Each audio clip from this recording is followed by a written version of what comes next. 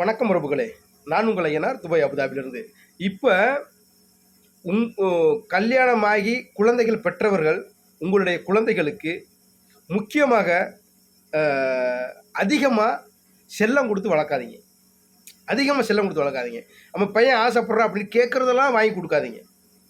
சத்தியமாக வாங்கி கொடுக்காதீங்க. ஏன்னா கேட்குறதெல்லாம் வாங்கி கொடுத்துருன்னு வச்சுக்கோங்களேன், அந்த பையனுக்கோ பொண்ணுக்கோ கஷ்டம்னா என்னன்னு தெரியாமல் போயிடும். ஆகையினால் நம்மளுடைய குடும்ப சூழ்நிலையை பிள்ளைகளுக்கு தெரியப்படுத்தி நம்மளுடைய வாழ்வாதாரம் என்ன, நம்மளுடைய வரவு செலவு என்ன அப்படின்ற சொல்லி கொடுத்து வளர்த்தோம்னு வச்சுங்களேன், வருங்காலங்களில் அவர்கள் சிறந்த மாணவர்களாகவும் சிறந்த மாணவிகளாகவும் வருவாங்க.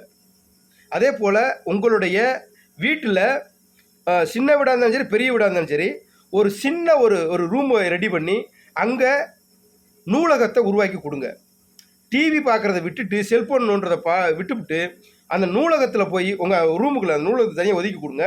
அந்த நூலகத்தில் புக்குகளை வாங்கியாந்து வைங்க.